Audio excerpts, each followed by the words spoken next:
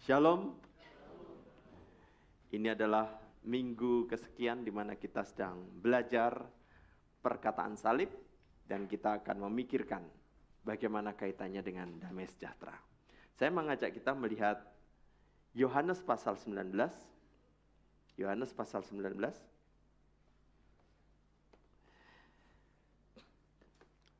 Ayat yang ke-28. Saya akan membacakan satu ayat ini, kemudian kita membacanya bersama-sama. Demikian. Sesudah itu, karena Yesus tahu bahwa segala sesuatu telah selesai, berkatalah ia, supaya genaplah yang ada tertulis dalam kitab suci, aku haus. Mari kita baca bersama, 1, 2, 3. Sesudah itu, karena Yesus tahu bahwa segala sesuatu telah selesai, berkatalah ia, supaya genaplah yang ada tertulis dalam kitab suci, aku haus. Saya menampilkan satu lukisan tentang Tuhan Yesus. Ini adalah adegan dramatis karena menjadi fakta sejarah. Orang yang begitu baik diperlakukan secara tidak adil, secara kejam, secara mengerikan. Saudara-saudara, tidak ada yang dapat menyangkali bahwa perkataan Kristus begitu agung, pelayanannya begitu indah, dan kepeduliannya pada sesama tidak tertandingi. Manusia sempurna, tetapi menjadi korban dari kejahatan manusia. Nah, saudara-saudara, di dalam peristiwa Tuhan disalib, Tuhan Yesus mengungkapkan kalimat. Lalu ada frase di mana begitu pendek, yaitu aku haus. Di antara begitu pesan terakhir. Kenapa Tuhan Yesus mengatakan aku haus? Apakah maknanya? Apakah kepentingannya sehingga Tuhan Yesus mengatakan aku haus? Lalu apa kaitannya antara aku haus dengan damai sejahtera? Nah, saudara-saudara, ini menjadi sesuatu yang perlu kita pahami supaya kita makin menghayati apa yang dialami oleh Kristus, apa yang menjadi misi Kristus, sehingga menjelang detik-detik kematiannya, ungkapan ini dimunculkan. Penghayatan kita kepada kalimat Tuhan Yesus akan memengaruhi bagaimana kita hidup, bagaimana kita menjalani hidup. Nah, saudara-saudara, ada dua fakta penting di dalam penghayatan kita pada Yohanes 19:28. Dan dua fakta penting ini, jikalau kita hayati, membuat kita sadar keberadaan kita sebagai manusia, keberadaan masyarakat sebagai manusia, dan bagaimana keterlibatan kita seharusnya. Mari kita melihat dua fakta penting ini, dan kita melihat oleh fakta yang pertama.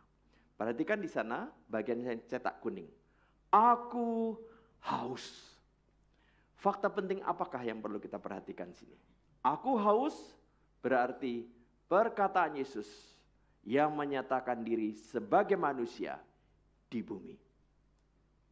Perkataan Yesus mengungkapkan bahwa dirinya adalah manusia di bumi.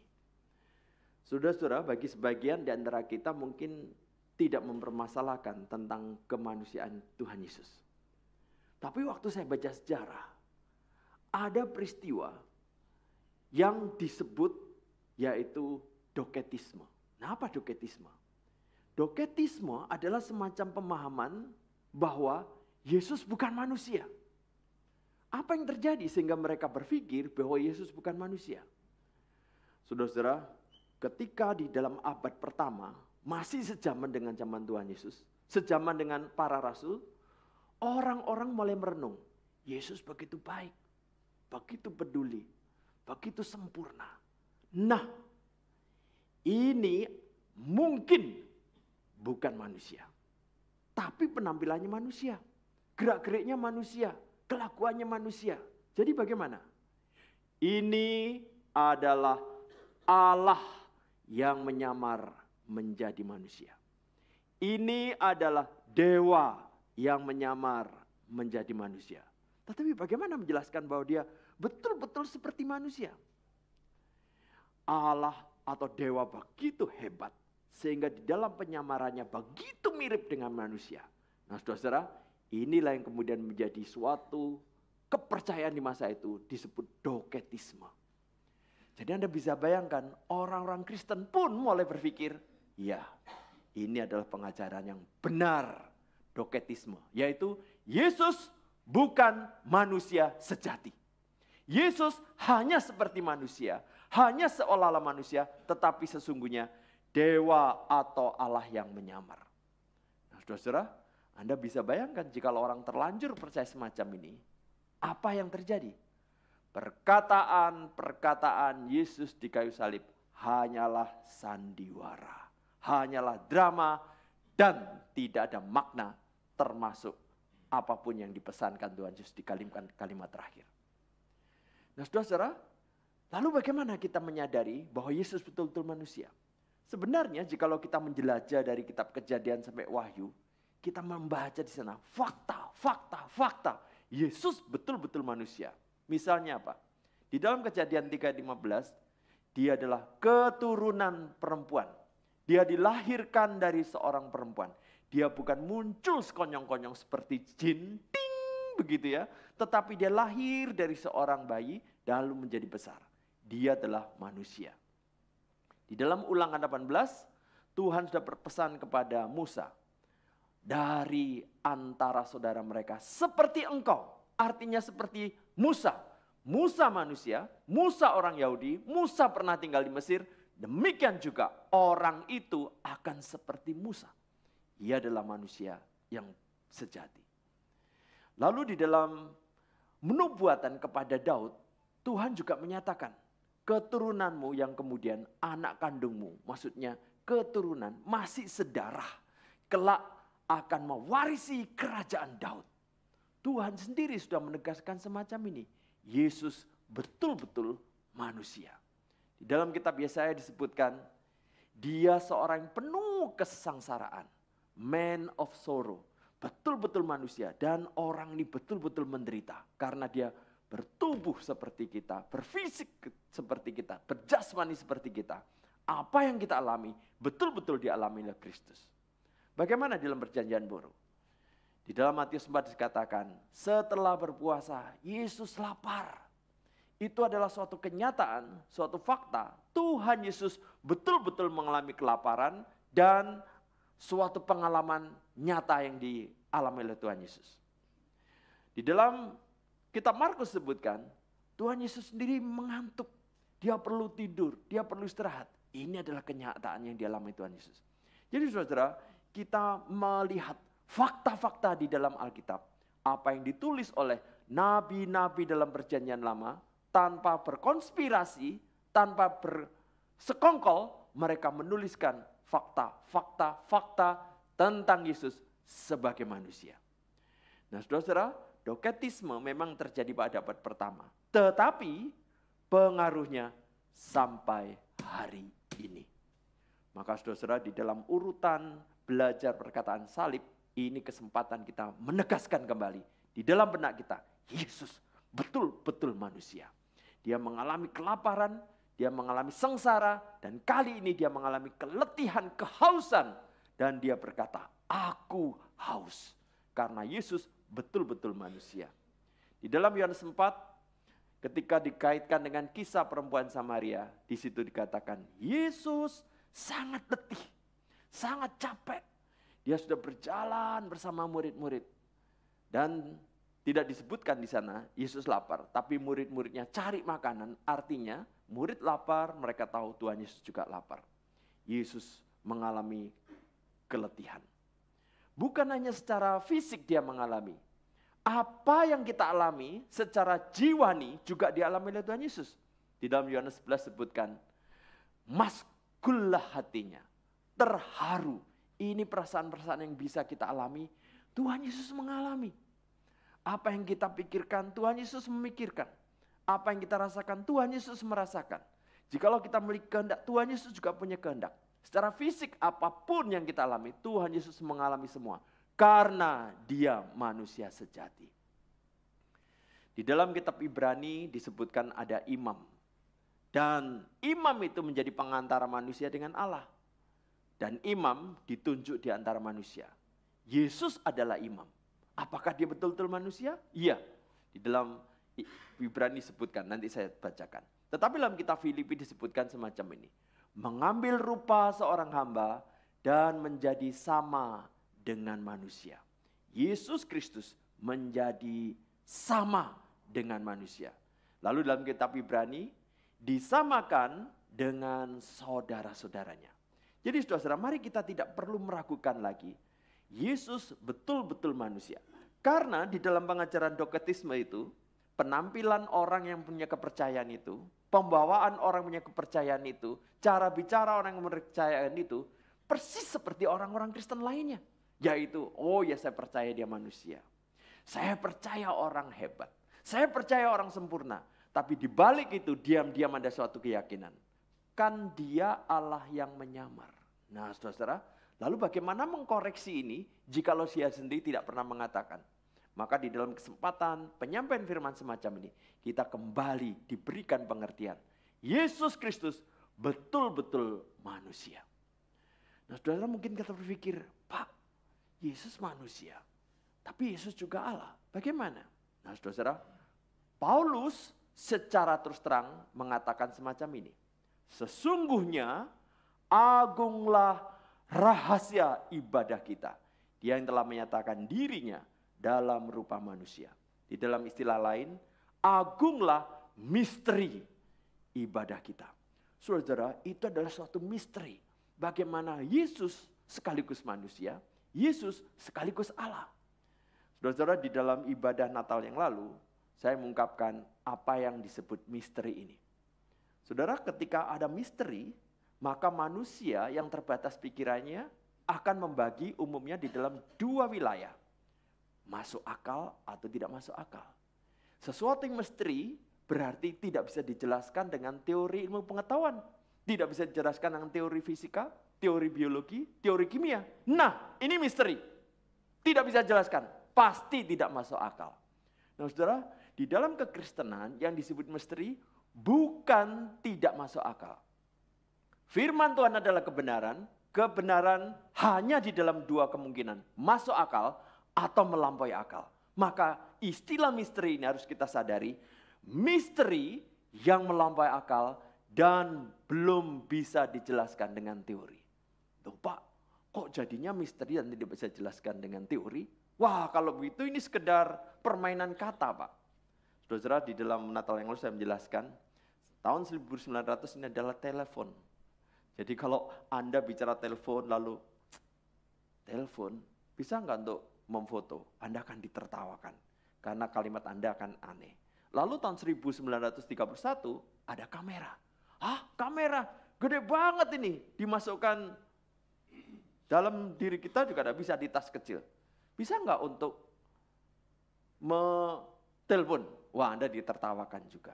Nah saudara, kalimat-kalimat itu tanpa disengaja, itu adalah sesuatu kalimat masa depan. 100 tahun kemudian, baru bisa dimengerti adegan semacam ini. Ini telepon? Ya. Ini kamera? Ya. Maka saudara, pada waktu itu bukan tidak masuk akal, tetapi melampaui akal. Kamera kok untuk telepon, telepon kok untuk kamera. Itu bukan kalimat yang tidak masuk akal, itu melampaui akal. Karena sekarang terjadi. Nah saudara, ada banyak misteri di alam semesta. Berapa luasnya alam semesta? Belum bisa dirumuskan dengan ilmu pengetahuan teorinya. Berapa jumlah galaksi? Belum bisa dirumuskan dengan teori.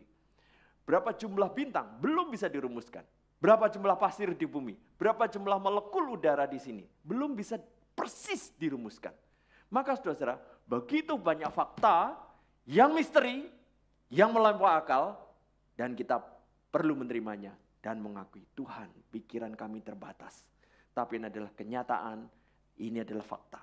Maka kami harus humble, tetapi karena nyatakan firman-Mu, kami menerimanya. Menerima dengan apa? Jikalau tidak bisa dengan rasio.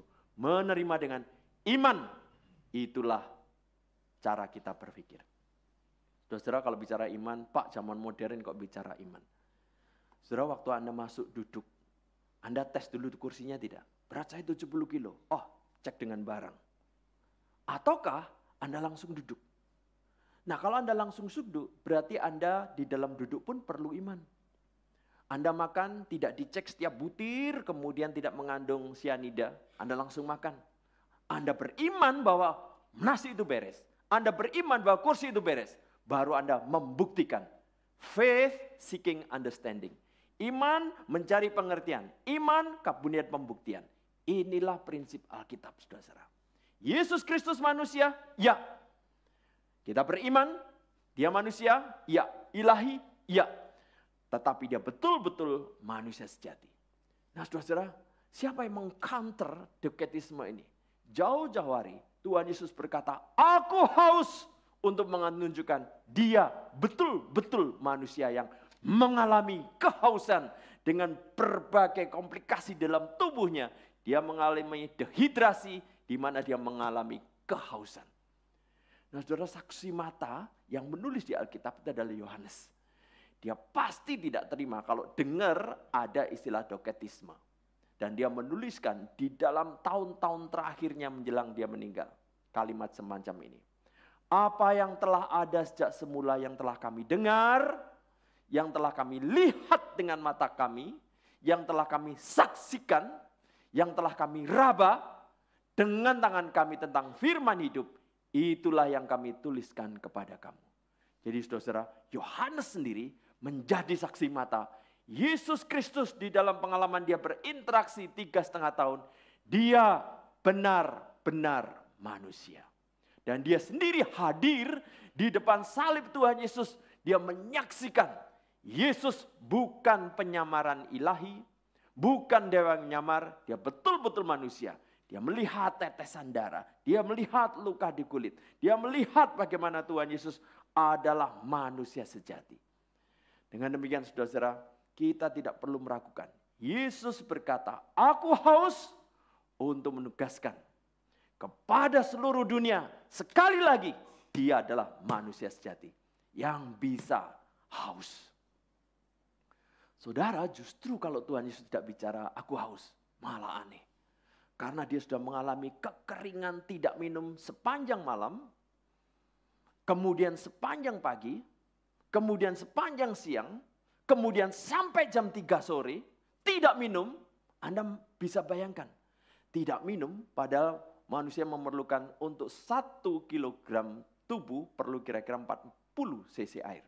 Jadi saudara-saudara, kalau tidak minum pasti kekeringan, dehidrasi, dan otomatis manusia akan mengalami kehausan. Tuhan Yesus mengalami secara wajar kehausan karena tidak minum. Maka Tuhan Yesus menyatakan kemanusiaannya. Saudara-saudara, inilah hal pertama, fakta penting yang harus kita hayati. Tuhan Yesus adalah manusia sejati. Mari kita melihat fakta yang kedua. Fakta yang kedua terdapat di dalam Yohanes 19 ayat 28. Sekali lagi saya akan bacakan. Aku haus. Kali ini fakta penting apa, saudara-saudara? Aku haus berarti perkataan Yesus menggantikan manusia di kerajaan maut. Perkataan Yesus menggantikan manusia di neraka.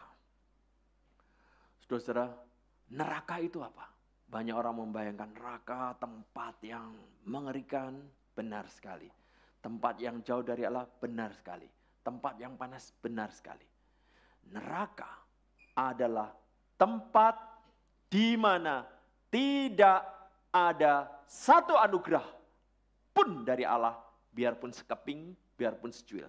There is no grace from God in the hell. Tidak ada anugerah dari Allah di neraka.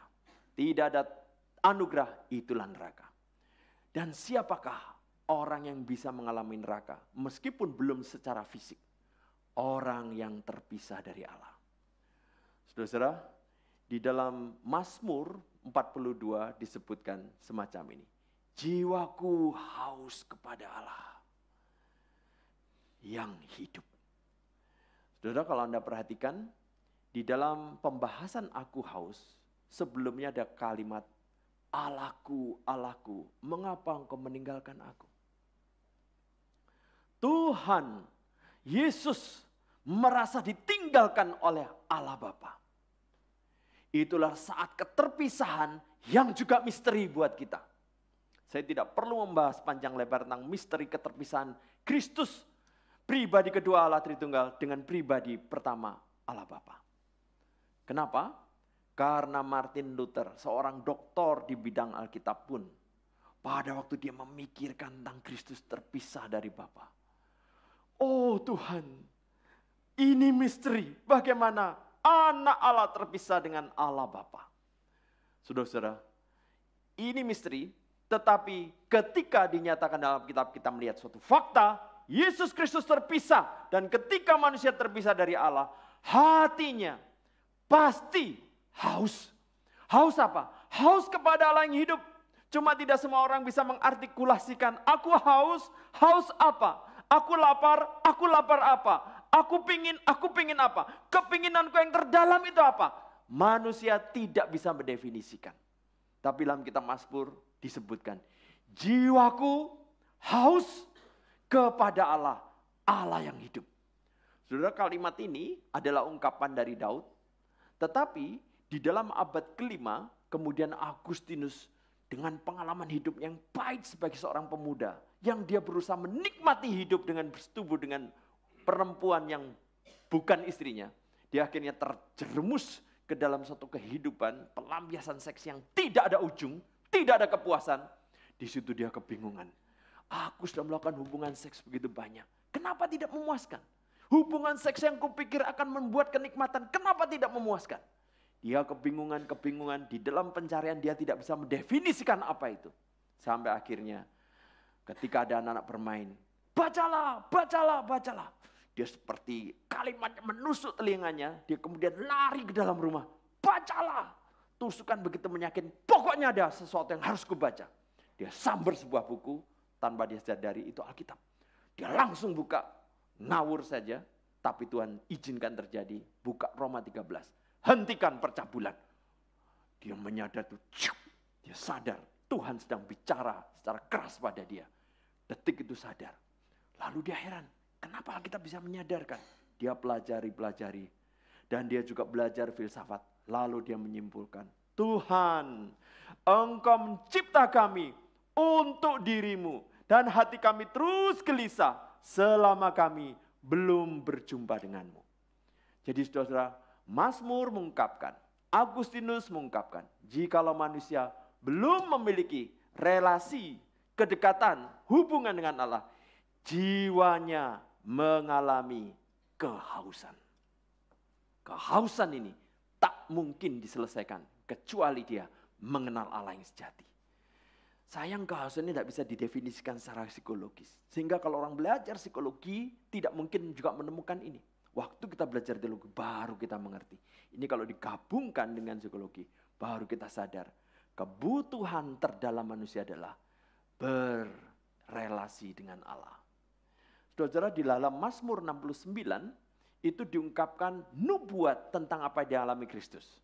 Lesu aku karena berseru-seru, kerongkonganku kering, mataku nyeri karena mengharapkan Allahku. Saudara, Tuhan Yesus sudah berseru, Allahku, mengapa engkau meninggalkan aku? Dan di situ kerongkongannya kering, kerongkongannya tidak berair, dia mengalami kehausan. Dan di dalam nubuatan di dalam Mazmur 69 ini, ayat lainnya mengatakan, mereka memberi aku makan racun, dan pada waktu aku haus, mereka memberi aku minum anggur asam. Ini nubuatan. Nah saudara, ratusan nubuatan sudah digenapi oleh Kristus. Tuhan Yesus sebagai pribadi yang mengerti bagian-bagian firman Tuhan, ada satu bagian yang belum diselesaikan, yaitu nubuat ini. Di sana dikatakan, pada waktu aku haus, mereka memberi aku minum anggur asam. Bagaimana supaya ini digenapi? Bagaimana supaya pernyataan Allah digenapi? Tuhan Yesus di dalam kepedihan kesengsaraannya disalib, dia masih memikir bagaimana firman Tuhan ini digenapi. Bagaimana kehendak Allah terlaksana. Bagaimana kemauan Tuhan terjadi pada dia. Lalu dia mengatakan, aku haus. Inilah pribadi yang menjadi contoh bagi kita. Bagaimana dalam keadaan yang paling pedih pun, kehendak Allah harus diutamakan. Kemauan Allah harus diutamakan. Apa yang menjadi hasrat Allah harus diutamakan. Tuhan Yesus dalam keadaan gentingnya begitu kritis, masih terpikir bagaimana apa yang difirmankan dalam Alkitab harus tergenapi. Maka dia mengatakan, aku haus, setelah dia mengucapkan, Eli, Eli, lama sabachthani. Puji Tuhan, kita mendapat teladan yang luar biasa. Saudara-saudara, di dalam Lukas 16, pengalaman neraka sudah dialami oleh orang ini. Di dalam peristiwa ini, Tuhan Yesus waktu bercerita tidak pernah mendeskripsikan ini perumpamaan. Di dalam cerita-cerita Tuhan Yesus biasanya mengatakan ada seseorang atau perumpamaan atau Alkitab atau penulis mendahului perumpamaan. Untuk kisah ini tidak ada perumpamaan. Dan orang kaya ini yang dulu sewenang-wenang mengabaikan Lazarus, dia ternyata berada di neraka. Loh Pak, di neraka kok bisa ngobrol dengan orang itu? Saudara, neraka itu ada dua bagian, saudara. Jadi neraka bagian pusat dan neraka yang di tepi. Demikian juga surga. Surga bagian pusat dengan surga yang di tepi. Nah, bayangkan ini posisinya semacam ini atau mungkin begini. Tetapi yang di pinggir-pinggir ini masih bisa berkomunikasi. Nanti setelah penghakiman oleh Kristus semuanya masih di pusat dan tidak bisa berkomunikasi. Nah, waktu di neraka yang paling pinggir pun orang yang sudah kehausan begitu rupa, tersiksa dalam nyala api. Inilah yang dialami orang ini. Saudara-saudara, mari kita bayangkan orang yang begitu mengalami kehausan dan sengatan panas yang luar biasa. Tuhan Yesus pernah mengungkapkan di dalam ayat lain, di sanalah akan terdapat ratap dan kertak gigi apabila kamu akan melihat Abraham dan Ishak dan Yakub dan semua nabi di dalam kerajaan Allah.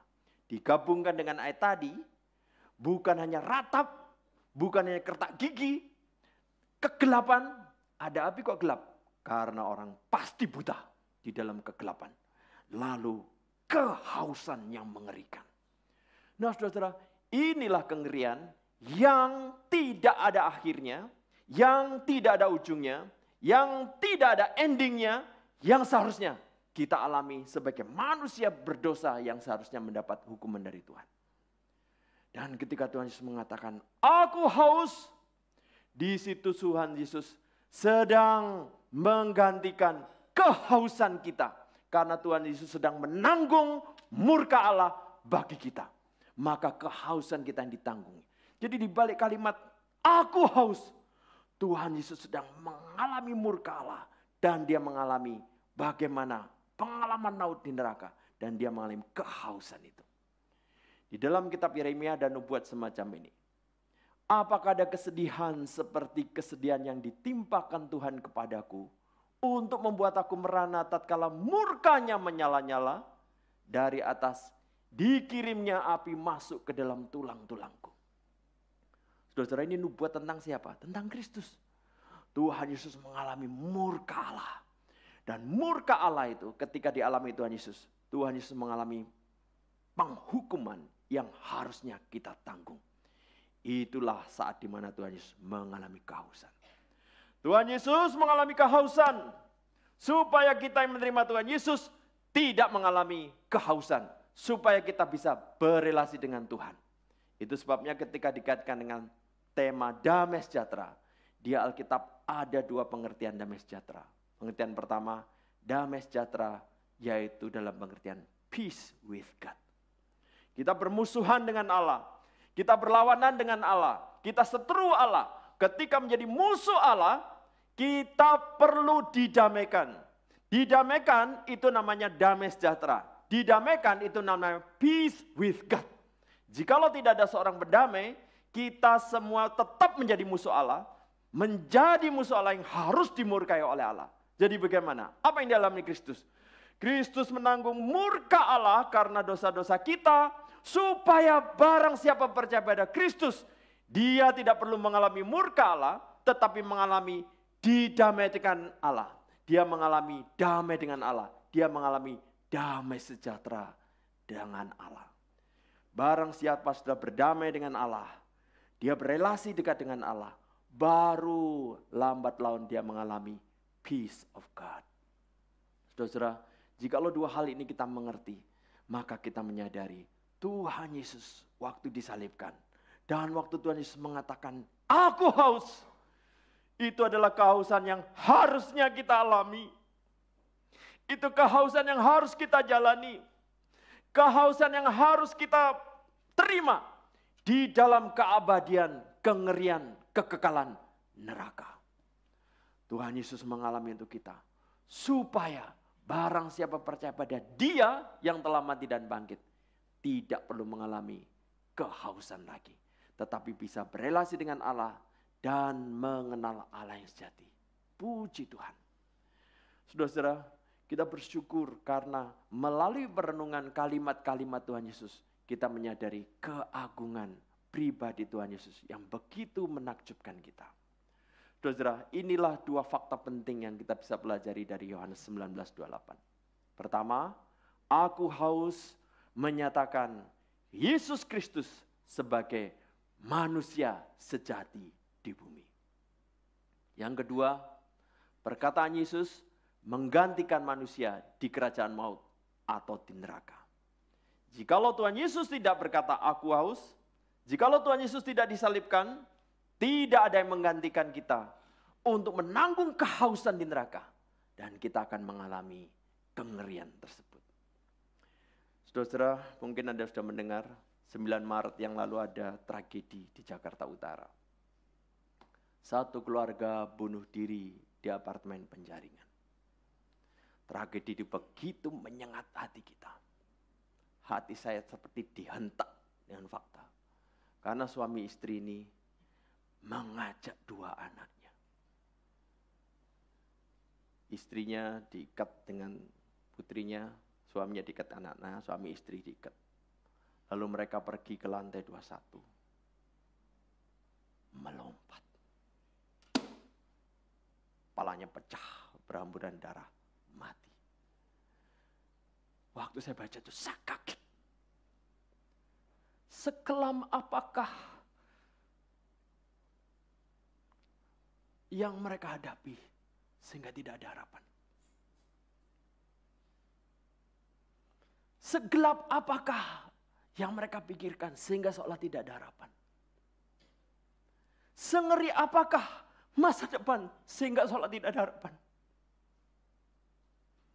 Jikalau kematian dan neraka pun bisa diselesaikan melalui kematian kebangkitan Kristus, tidak ada yang tidak ada harapan di dunia ini. Amin. Maka ketika saya membaca ini, hati saya pedih. Andai kata mereka mengenal Kristus yang telah menembus kuasa neraka, tidak ada kegelapan yang tidak ada cahaya. Tidak ada kekelaman yang tidak ada percik sinar. Tidak ada kengerian yang tidak ada pengharapan. Ketika Tuhan Yesus berkata, aku haus. Ini memberikan pengharapan bagi semua orang. Ada pengharapan di dalam kekelaman dan masalah yang kita hadapi. Karena kengerian paling kejam pun Tuhan Yesus sudah menaklukkan. Maka di balik kata aku haus, ini memberikan pengharapan pada kita. Karena barang siapa percaya pada Kristus yang mati dan bangkit, dia mengalami damai sejahtera, peace with God.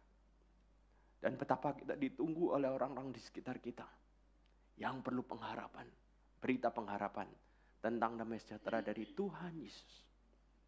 Kiranya kita disegarkan kembali, dipulihkan pengharapan kita melalui Kristus yang telah menembus neraka. Dan kita memberitakan pengharapan ini kepada banyak orang. Mari kita masuk dalam doa. Saya memberikan kesempatan bagi setiap diri kita.